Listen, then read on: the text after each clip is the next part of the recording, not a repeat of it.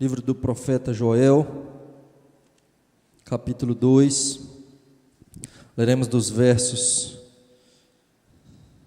primeiramente de 1 a 11, e aí depois, à medida que formos expondo, leremos os demais. Joel 2, de 1 a 11, a princípio, diz assim: Tocai a trombeta em Sião e dai voz de rebate no meu santo monte. Perturbem-se todos os moradores da terra, porque o dia do Senhor vem, já está próximo, dia de obscuridade e densas trevas, dia de nuvens e negridão. Como a alva por sobre os montes, assim se difunde um povo grande e poderoso, qual desde o tempo antigo nunca houve, nem depois dele haverá pelos anos adiante, de geração em geração. À frente dele vai fogo devorador, atrás chama que abrasa. Diante dele a terra é como um jardim do Éden, mas atrás dele um deserto assolado. Nada lhe escapa. A sua aparência é como a de cavalos, e como cavaleiros assim correm. Estrondeando como carros, vêm saltando pelos cimos dos montes, crepitando como chamas de fogo que devoram o restolho, como um povo poderoso posto em ordem de combate. Diante deles tremem os povos, todos os rostos empalidecem, correm como valentes, como homens de guerra, sobem muros e cada um vai no seu caminho e não se desvia da sua fileira.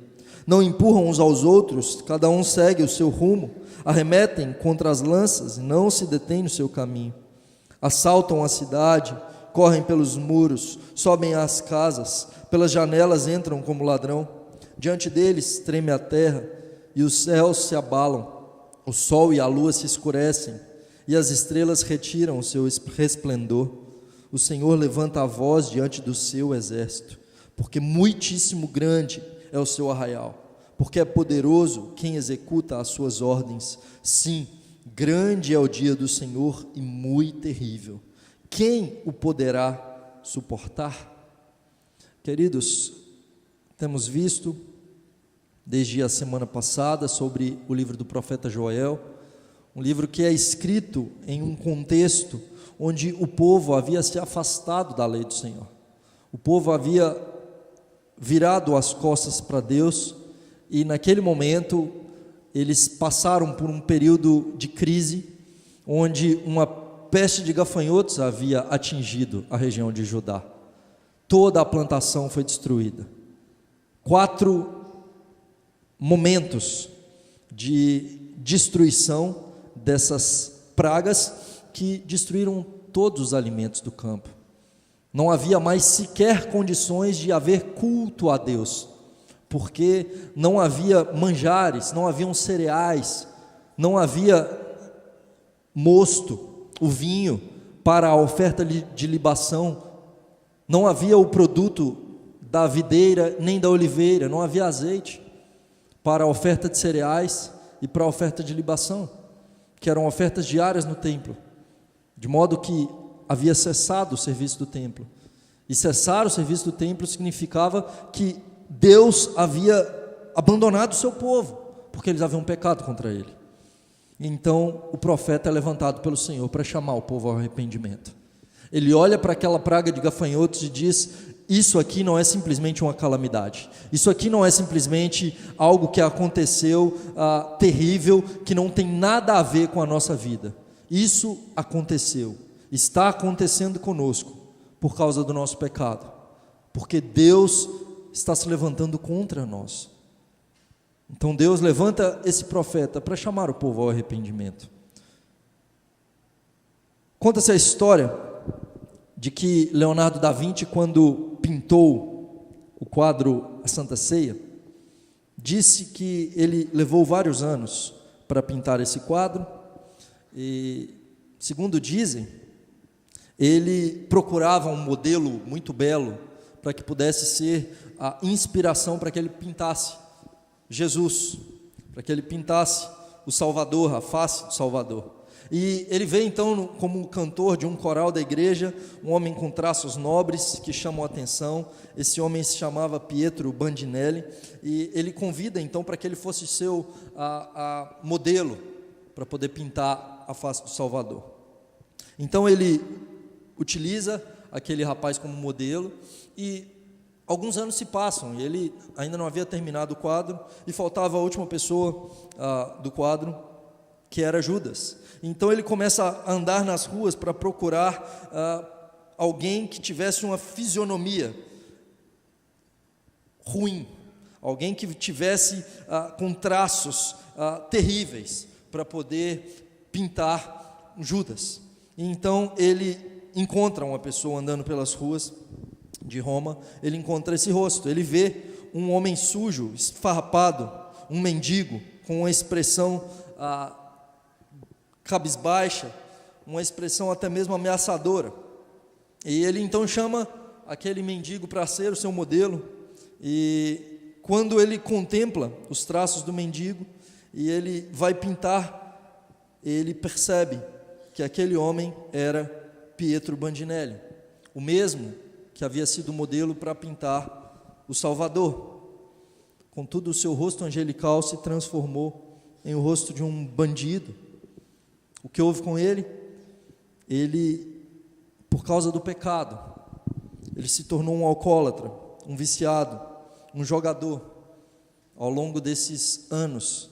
E o pecado trouxe destruição sobre a vida daquele homem. Da mesma maneira, queridos, a igreja se torna um motivo de escárnio, de horror, quando ela abandona os caminhos do Senhor. Quando ela abandona a lei do Senhor, a aliança de Deus, ela se torna desfigurada. A igreja do Senhor, em Joel, ela estava desfigurada. Ela estava totalmente cheia de pecado. E por causa disso, Deus levanta um profeta para que eles pudessem perceber a situação que eles estavam, como que mostrando um espelho para aquele povo. Dos versos de 1 a 11, então, no capítulo 2, nós temos o profeta relatando para nós a vinda do dia do Senhor. E o profeta, queridos, no Antigo Testamento, quando ele fazia uma profecia, quando ele era um instrumento de Deus para poder trazer uma profecia ao povo, é como se ele estivesse vendo em duas dimensões.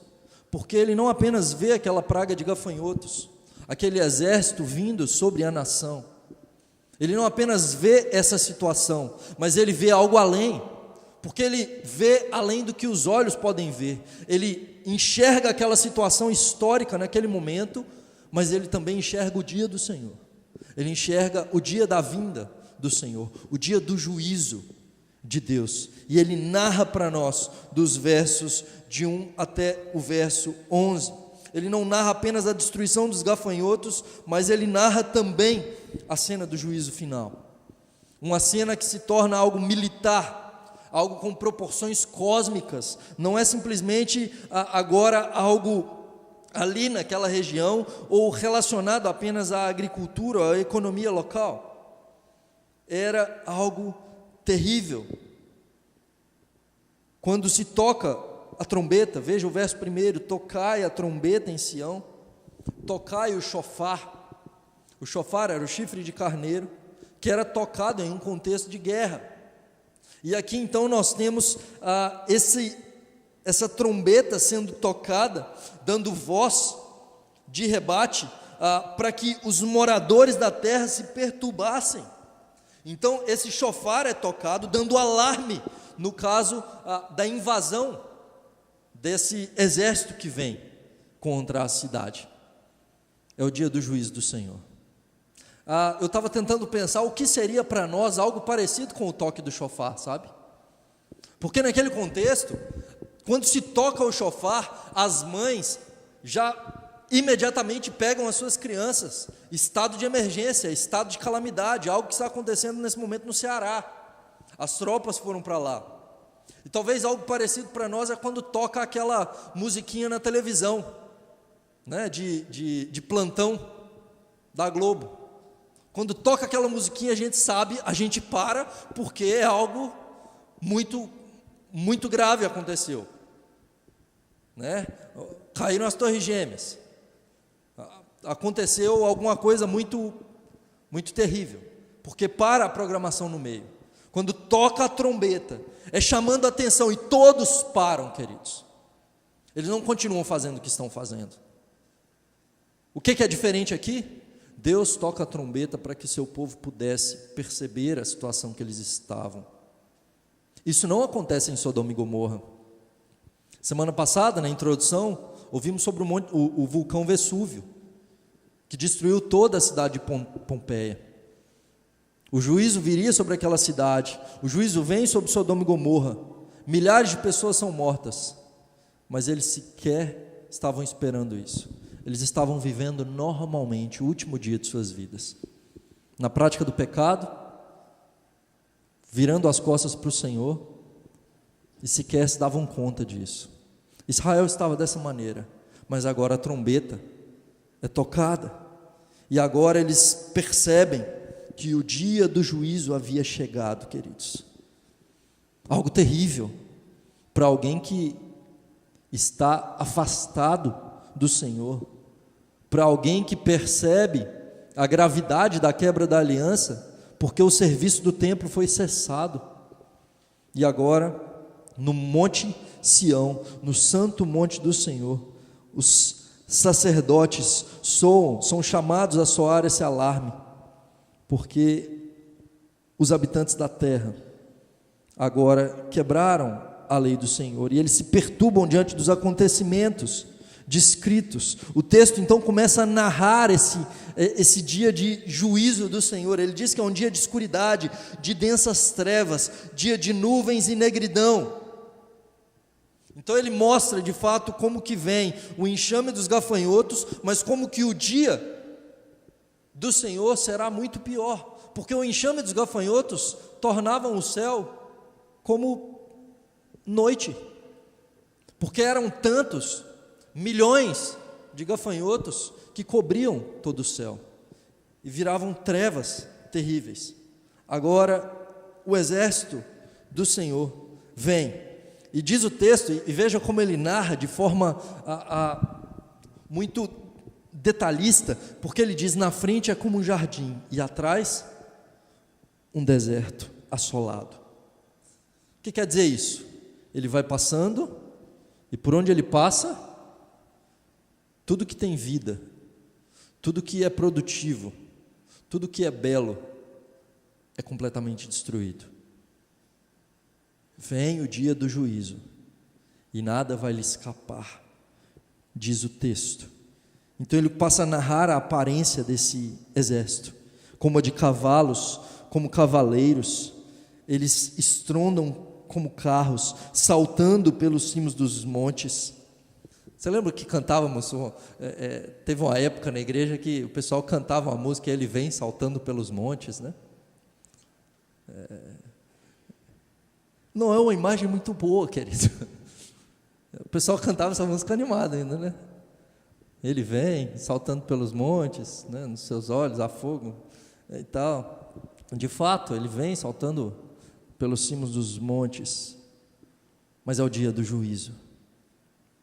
É dia onde ele há de executar juízo na terra.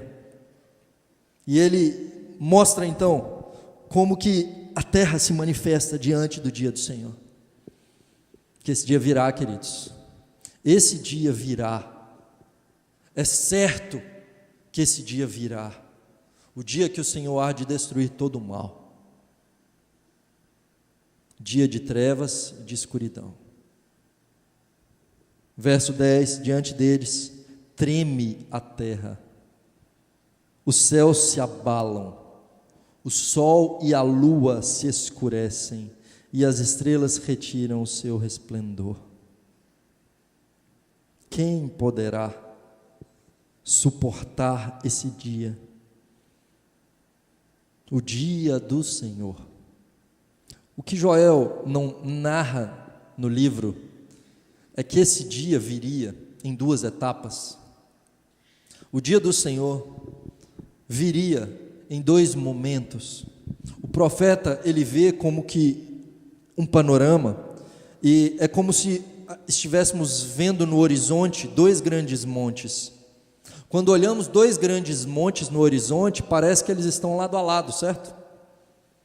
Contudo, se nós olharmos na lateral, nós vamos perceber que esses montes, eles têm uma distância entre eles. É mais ou menos isso também que acontece no livro do profeta Joel. Porque semana que vem, quando vermos, a partir do verso 28, que acontecerá depois que eu derramarei sobre vós o meu espírito, ele está falando do dia do Senhor, mas ele está falando de Atos 2, isso já aconteceu. Na sequência, ele vai falar do dia do juízo do Senhor, que virá ainda na segunda vinda. Mas ele narra esse fato de forma reta, como vendo no horizonte. E vemos então essa reação, a terra tremendo, o céu se abalando, o sol e a lua se escurecendo, as estrelas retirando o seu resplendor. Veja que o toque da trombeta chama o povo ao arrependimento, chama o povo a se voltar para o Senhor com todo o seu coração. E agora o texto que quer dar um chacoalhão no povo de Deus, dizendo: queridos, vocês estão preparados para esse dia? A pergunta que nós temos que fazer nessa noite é essa: estou eu preparado para o dia do Senhor? Esse dia será de medo para mim, ou de grande alegria e regozijo? Então, nós vemos a partir do verso 12, um chamado ao arrependimento, e a esperança de livramento que Deus dá ao seu povo. Verso 12, ele diz: ainda assim, agora mesmo, diz o Senhor, convertei-vos a mim de todo o vosso coração, isso com jejuns, com choro e com pranto, rasgai o vosso coração e não as vossas vestes, convertei-vos ao Senhor vosso Deus, porque Ele é misericordioso e compassivo e tardio em irar-se, grande em benignidade e se arrepende do mal. Quem sabe se não se voltará e se arrependerá e deixará após si uma bênção, uma oferta de manjares e libação para o Senhor vosso Deus? Tocai a trombeta em Sião, promulgai um santo jejum, proclamai uma assembléia solene, congregai o povo, santificai a congregação, ajuntai os anciãos, reuni os filhinhos e os que mamam, sai o noivo da sua recâmara e a noiva do seu aposento. Chorem os sacerdotes, ministros do Senhor, entre o pórtico e o altar, e orem: poupa o teu povo, ó Senhor, e não entregues a tua herança ao opróbrio, para que as nações façam escárnio dele, porque hão de dizer entre os povos: onde está o seu Deus? Embora o julgamento estivesse às portas, não era tarde demais para se arrepender. O convite ao arrependimento vem do próprio Deus. Assim, agora mesmo diz o Senhor. Deus se dirige ao seu povo, Ele manda que a trombeta, o chofar fosse tocado, e agora o seu povo pode ouvir a sua voz, dizendo: voltem-se para mim. E veja que ele diz agora mesmo, a palavra hebraica atá, quer dizer nesse momento, um sinal de urgência, não é para amanhã, não é para o mês que vem, não é para quando as coisas estiverem mais tranquilas. Estou atarefado demais. Para tudo, volte-se para o Senhor.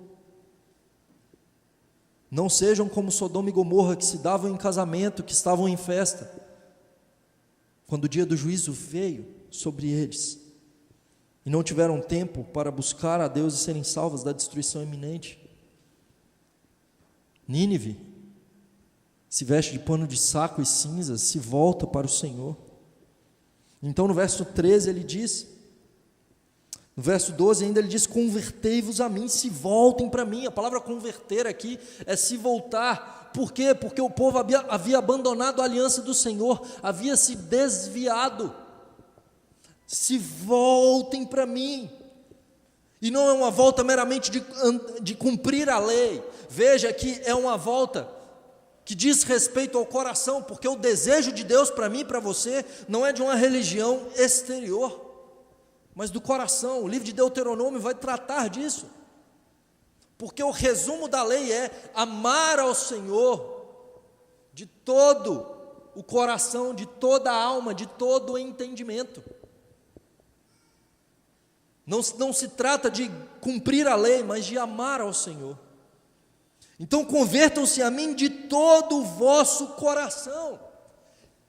Isso não deve ser meramente o legalismo de cumprir uma listinha de regras que devem ser feitas, mas um coração voltado para o Senhor.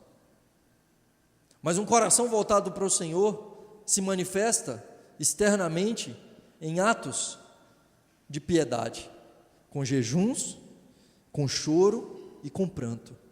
Porque quando eu me volto para o Senhor e quando eu estou na presença do Deus Todo-Poderoso, eu reconheço o meu pecado.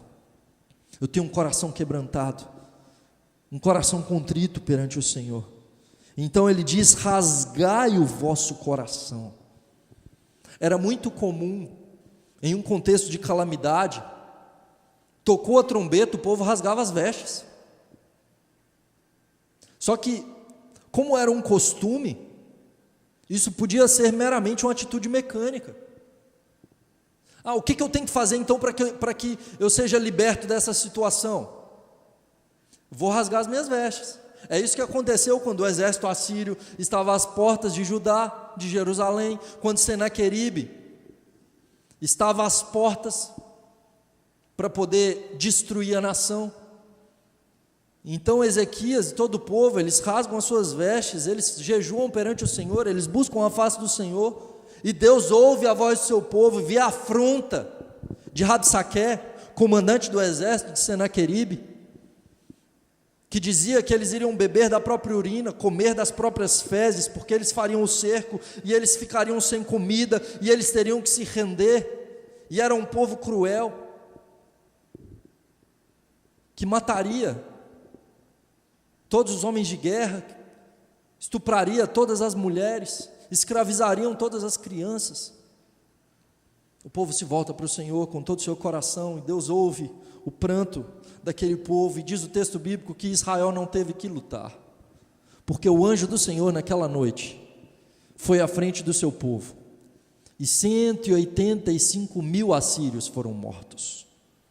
Senaqueribe teve que voltar, teve que dar meia volta e bater em retirada. Contudo, depois disso, o povo poderia simplesmente querer rasgar as suas vestes, ou querer fazer um jejum meramente porque ele quer barganhar contra o Senhor, barganhar com o Senhor. Eu vou fazer isso porque então Deus me dará isso.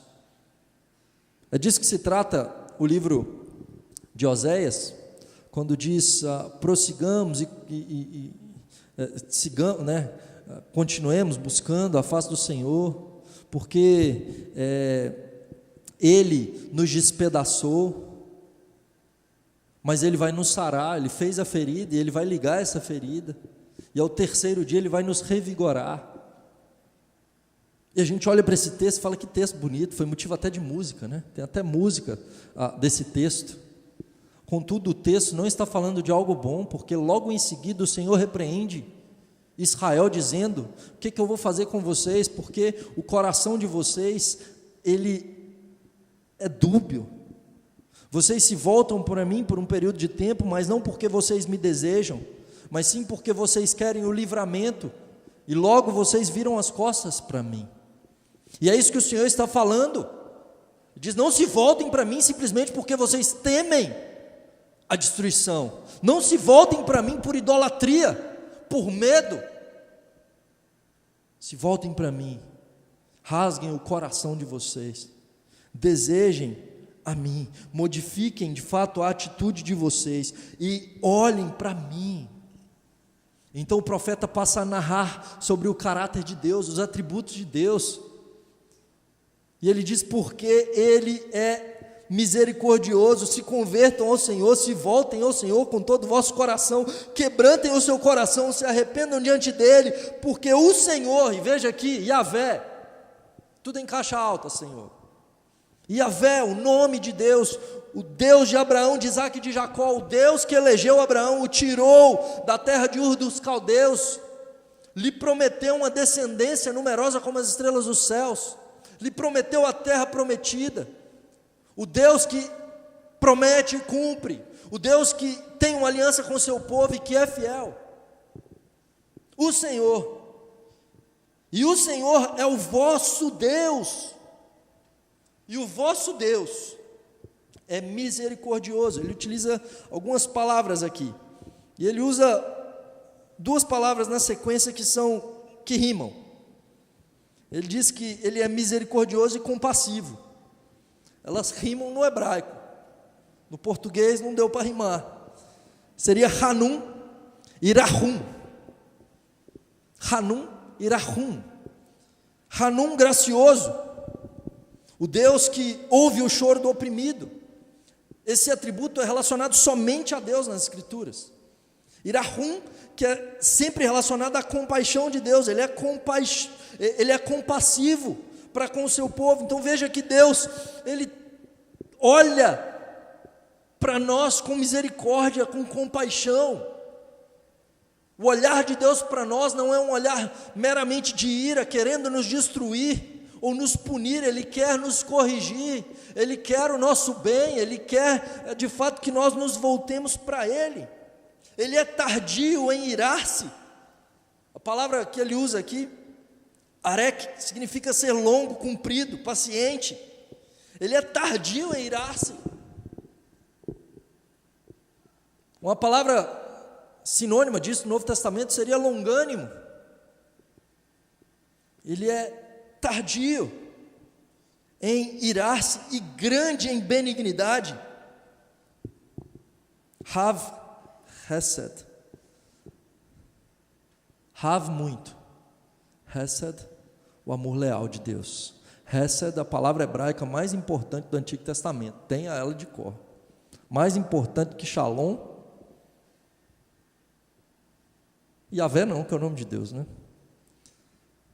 Mas Hesed, a misericórdia do Senhor, o amor pactual de Deus.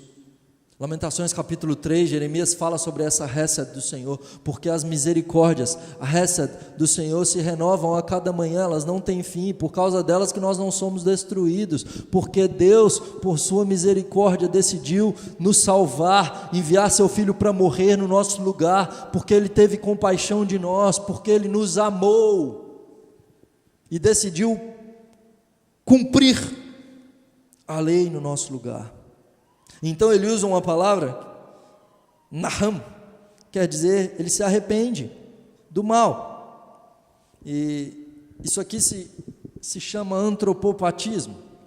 Antropopatismo, patos, quer dizer sentimento, emoção. Antropos, homem. Então é atribuir a Deus um sentimento humano. Nas Escrituras nós temos muito antropomorfismo e antropopatismo. Morfê, forma. Então nós dizemos o braço do Senhor, os olhos do Senhor, a face do Senhor. Contudo, Deus é Espírito. Ele não tem mão, Ele não tem face, boca, olhos. Contudo, nós entendemos quando o texto de Isaías, por exemplo, 61, diz que os braços do Senhor não estão encolhidos para nós. Mas o que faz separação entre nós e Deus são os nossos pecados. Os braços do Senhor estão estendidos. Então a gente entende que Deus está assim, aberto para nos receber. Certo? Olhos. Deus está em todos os lugares. Ele vê todas as coisas. Ele procura, né? 2 Crônicas 16, 9, ou 17, 16, os olhos do Senhor passam por toda a terra, procurando aqueles cujo coração é completamente dele, para que ele se mostre forte na vida deles. Nós entendemos o que é isso, mas Deus não tem olhos como nós. Da mesma maneira que o se arrepende, Deus não se arrepende como nós. A palavra, então, hebraica, significa se arrepender, ter compaixão, consolar-se a si mesmo. Não é que Deus erra, mas é uma resposta de Deus à atitude do povo. Isso vai acontecer lá em Jonas capítulo 3, verso 10, que diz que Deus se arrepende do que ele havia dito que faria com Nínive, que eles seriam destruídos. Contudo, o propósito de Deus de fato era salvar Nínive. Ele envia Jonas para lá para que aquele povo fosse salvo, para que eles se arrependessem. Então Deus se arrepende também. Mas não é que Deus simplesmente diz, nossa, veja bem, estava errado. Não, porque se ele não quiser salvar aquele povo, ele teria feito como Sodoma e Gomorra, simplesmente os destruiria. E Jonas sabia disso, por isso que ele não quer ir, porque Deus é misericordioso. porque Deus é compassivo, Ele se arrepende do mal, porque Ele não quer nos punir, Ele quer o nosso coração. Tanto não quer nos punir, que Ele decidiu punir o seu Filho no nosso lugar. A graça de Deus, a misericórdia do Senhor, enviou o Senhor Jesus para a cruz, para que Ele sofresse a ira de Deus no nosso lugar. Veja que o verso 10 diz que a terra treme, os céus se abalam diante da ira do Senhor. A lua se escurece e as estrelas retiram o seu resplendor. Isso aqui já aconteceu na história da humanidade. Quando? No dia que o Senhor Jesus estava crucificado. Os céus enegreceram. Houve trevas sobre a terra tremeu, os céus se abalaram, porque o Deus unigênito morreu, levou sobre si os nossos pecados, Ele bebeu o cálice da ira de Deus no nosso lugar, para que fosse possível que nós nos convertêssemos ao Senhor, para que fosse possível que nós fôssemos alcançados pela graça de Deus. Verso 14, quem sabe se voltem para esse Deus que é compassivo, porque quem sabe Ele não se volta, Ele se arrepende, então Ele olha para a nossa conversão a Ele, para o nosso coração, porque um coração quebrantado, contrito, compungido, Deus não despreza, diz o Salmo 51, verso 11, se não me engano, e deixará após si uma bênção, uma oferta de manjares e libação para o Senhor vosso Deus. Então ele diz, ele se volta, e agora ele deixará após si não mais um deserto, mas uma oferta de manjares de libação, não mais destruição dos gafanhotos, mas agora restituição total dos danos causados pelos gafanhotos. O cereal, o azeite, o vinho. E essas ofertas mostram a restauração do relacionamento com Deus, os sacrifícios diários renovados. E veja que o propósito é voltado para o Senhor. Deus nos abençoa e nós devolvemos ao Senhor em sacrifício. As provisões materiais de Deus ao seu povo são para adoração a Ele. O conforto que Deus nos dá deve redundar em glória para Ele. A bênção que Deus derrama sobre nós deve se voltar em adoração. Essas coisas estão completamente interligadas para o povo de Deus. Nós não somos o centro, Deus é o centro. Então o profeta, encorajado por essa mensagem, ele traz alguns imperativos ao povo a partir do verso 15. Ele diz, tocai a trombeta. Ele começa o verso primeiro dizendo, tocai a trombeta, chama atenção. Agora ele chama atenção de novo, ele fala, gente, presta atenção, é estado de calamidade. Leva em conta isso com seriedade. Promulguem santo jejum, um jejum verdadeiro ao Senhor. Levar ao estado físico a sede, a fome da minha alma. Em 1756, o rei da Inglaterra convocou um dia solene de oração e jejum, porque havia uma ameaça dos franceses de invadir a Inglaterra. John Wesley comenta isso em seu diário, no dia 6 de fevereiro, dizendo, o dia de jejum foi um dia glorioso, como Londres raramente tem visto desde a restauração. Cada igreja da cidade estava lotada, e uma solene gravidade estampava-se em cada rosto. Certamente Deus ouve a oração e haverá um alongamento de nossa tranquilidade. A humildade transformou-se em regozijo nacional, porque a ameaça da invasão dos franceses foi impedida. Algo que vai acontecer quando Ezequias busca a face do Senhor e Senaqueribe é derrotado. Joel diz ao povo do Senhor, voltem-se para o Senhor, porque Ele ouve a oração do seu povo, quando o seu povo leva em conta a gravidade da situação. Temos nós percebido a seriedade? Temos nós visto a gravidade do nosso pecado? E veja que não é algo individual, é da igreja. Proclamai a assembleia solene, congregai o povo, santificai a congregação, ajuntai anciãos, os filhinhos, os que mamam, até o noivo que está em lua de mel, a noiva que está em lua de mel, os bebezinhos todos se reúnam, deixem tudo isso. E veja que o noivo e a noiva, queridos, era algo extremamente defendido. Alguém que estava em casamento não ia para a guerra. Nesse momento, ele disse: voltem para o Senhor, busquem a face do Senhor, em arrependimento. Verso 17, ele diz: chorem os sacerdotes, ministros do Senhor, entre o pórtico e o altar, orem. Então os líderes do povo, aqueles que mostram contrição sincera, e não apenas uma religião legalista, eles choram, eles clamam, eles anseiam pelo Senhor, e eles oram dizendo: poupa o teu povo, ó Senhor, não entregues a tua herança em opróbrio para que as nações façam escárnio dele, porque onde dizer entre os povos, onde está o seu Deus? E a oração do povo, toda a congregação reunida e os líderes orando. Os líderes não oram apenas por si, eles oram como povo diante de Deus, assim como quando alguém ora aqui no púlpito. Todos oramos juntos perante o Senhor e por isso falamos amém. Eles pedem por libertação. E veja que Joel mostra que o pecado enfraquece a igreja, fortalece as mãos do inimigo. O testemunho da igreja então é apagado perante as nações. Deus então, o nome do Senhor é envergonhado.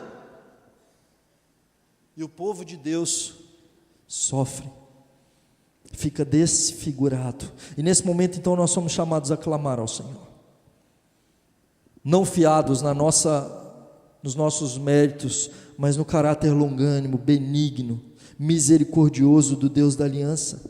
E qual o propósito? Para que o nome do Senhor não seja envergonhado. A maior preocupação do profeta ao dizer orem assim, ele está dizendo que a oração de vocês seja: Deus, olha para a nossa condição, porque isso vai envergonhar o teu nome, para que eles não digam onde está o Deus deles. Porque quando a igreja não cumpre o seu papel, os ímpios, os gentios, não veem o Deus da igreja, para que eles vejam o Senhor, para que eles vejam as obras do Senhor na nossa vida, nessa restauração, e glorifiquem ao Senhor. Porque quando a igreja não glorifica a Deus, as pessoas duvidam da existência do Senhor. Mas quando a igreja anda na aliança, as pessoas veem Deus na vida da igreja. Talvez uma pergunta que devemos nos fazer é: as pessoas têm visto Deus na nossa vida?